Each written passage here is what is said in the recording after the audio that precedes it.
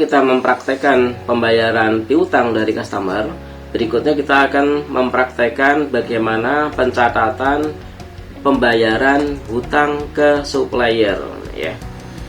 Baik, kita lihat dulu berapa nilai hutang kita. Dari menu laporan hutang beredar. Ya. Laporan hutang sampai dengan tanggal 6 bulan 5 itu adalah, nah ya ini adalah laporan hutangnya. Ada hutang ke Walls, ada hutang ke RMB Mekar, ada Prima dan sebagainya. Nah, di sini saya akan mencontohkan pembayaran hutang misalnya ke Walls ya. Oke. Kita perhatikan dulu jumlah hutang ke Walls. Ya, kita pilih dulu nama suppliernya. Nah, ini ya. Transaksi ke Walls adalah transaksi di tanggal 18 bulan 4. Nilai hutangnya adalah 1.700.000. Nah, di dalam pencatatan pembayaran hutang pun kita akan mencontohkan 3 kasus pembayaran hutang sebagaimana yang tadi kita contohkan dalam contoh input pembayaran piutang, yaitu pembayaran dengan menggunakan giro, pembayaran dengan menggunakan transfer bank, dan pembayaran dengan menggunakan uang tunai. Baik, kita mulai dari menu pembelian, kemudian daftar pembayaran. Oke, masih proses loading. Oke, kita tambah. Oke, baik, sebelum itu kita cek dulu berapa nilai uang yang kita miliki ya. Untuk pembayaran uang tunai tentunya kita akan mencontohkan dengan cash finance ya. Ya, ini periodenya sampai dengan bulan Juni.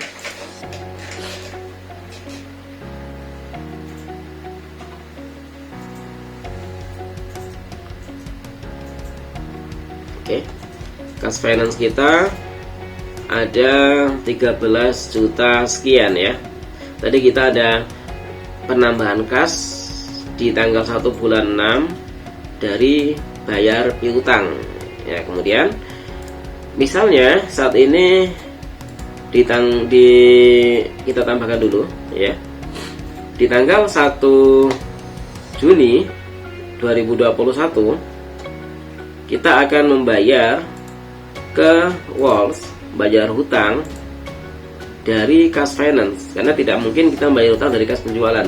Kalau kita bayar hutang dari kas penjualan, berarti di sini sistem kas kita belum termanage dengan baik ya. Di awal kita sudah memisahkan untuk pengaturan kas ya. Nah, silakan nanti bisa dilihat di video-video pada materi yang ke-53. Ini kita keluarkan dari cash finance ya. Kemudian transaksinya adalah kita mensimulasikan di tanggal 2 Juni. Oke, ada hutang 1.700.000. Kita contohkan dibayar dengan uang tunai senilai misalnya adalah 600.000 rupiah ya. Ini kan keterangan Walls. Kemudian kita simpan.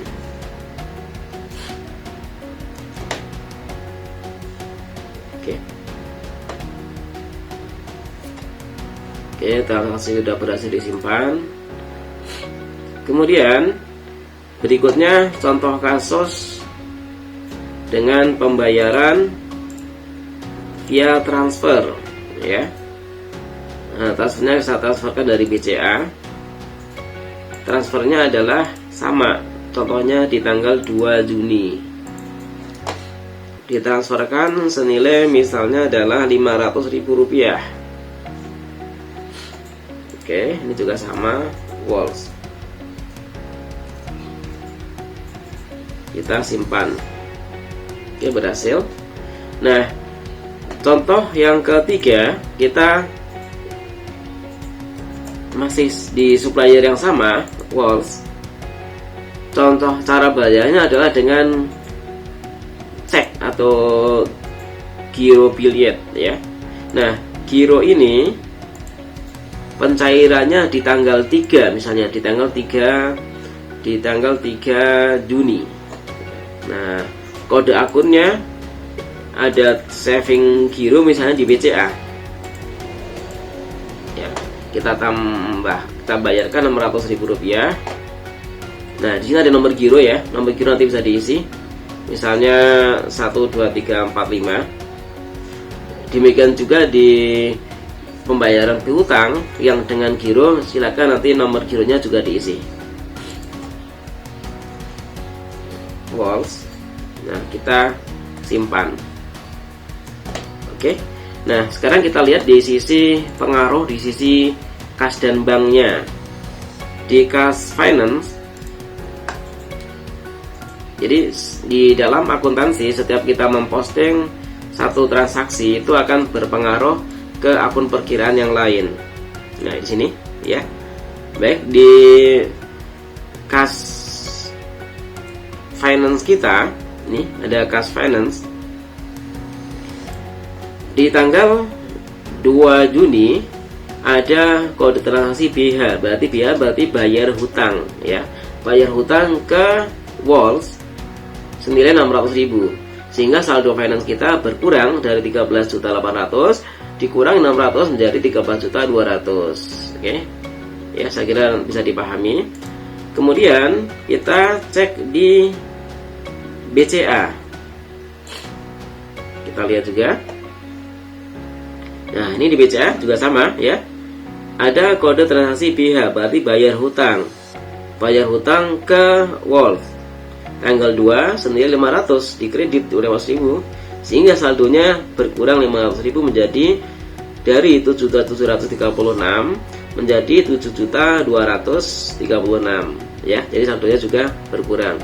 Nah, pertanyaan berikutnya adalah untuk pembayar.